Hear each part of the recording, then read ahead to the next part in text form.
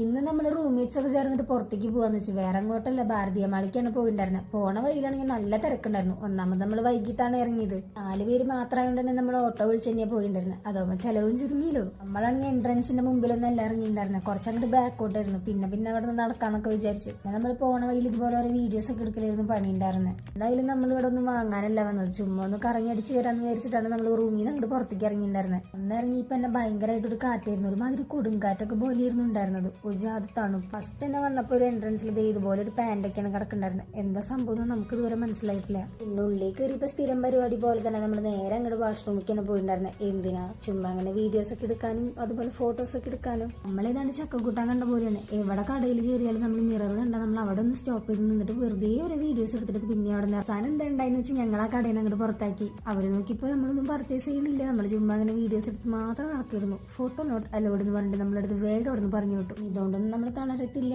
അത് കാരണം നമ്മൾ അപ്പുറത്തെ കടയിൽ പോയിട്ടാണെങ്കിൽ ബാക്കിയുള്ളത് മുഴുവൻ എടുത്തു. അവിടെ കയറിയപ്പോൾ കണ്ടതാണ് ഇതുപോലത്തെ പേപ്പർ വെച്ചിട്ടുള്ള ഇയറിങ്സ് ഒക്കെ. പിന്നെ കാണാനൊക്കെ ഒരു ഭംഗി ഉണ്ട്. പിന്നെ നമ്മൾ വാങ്ങാനൊന്നും ഒന്നുമില്ല, നല്ല വിലയുണ്ട്. പിന്നെ അതിന്റെ താഴെ പോയപ്പോൾ ഇതുപോലെ ഒരു ചെറിയ ഷോപ്പുകൾ പോലത്തെ ഇങ്ങനത്തെ ഒരേ ഇയറിങ്സും കുറെ സാധനങ്ങളൊക്കെ കിടക്കുന്നുണ്ടായിരുന്നു. അപ്പൊ വെറുതെ അവിടെ പോയിട്ടൊക്കെ നോക്കി.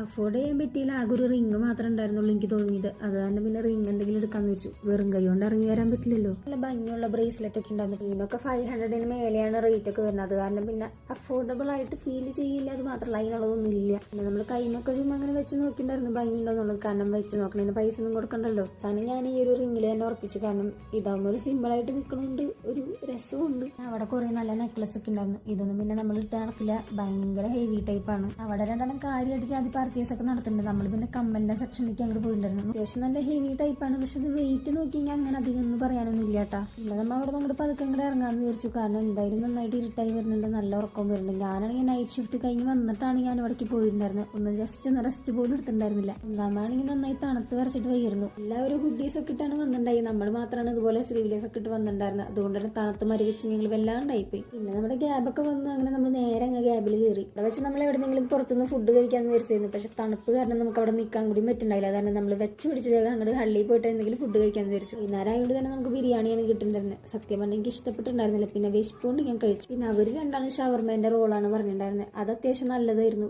നമ്മളാണെങ്കിൽ അൺഫോർച്ചുനേറ്റ്ലി നമ്മൾ ബിരിയാണി അങ്ങോട്ട് ഓർഡർ ചെയ്ത് പേട്ട ബിരിയാണി കിട്ടി. അവരുടെ കഴിഞ്ഞപ്പോൾ നമ്മൾ വേഗം അവരുടെ അടുത്ത് പൊക്കോളം പറഞ്ഞു. കാരണം നമുക്ക് ഷിഫ്റ്റ് നാളില്ല, നമുക്ക് നാളെ ഓഫാണ്. അത് കാരണം അവർ രണ്ടാളും വേഗം അങ്ങ് പോയി. പിന്നെ നമ്മൾ പിന്നാലെ ഇങ്ങോട്ട് ഇറങ്ങി. ഇന്നത്തെ വീഡിയോ ഇത്രയുള്ളൂ ഗൈസ്. ബൈ.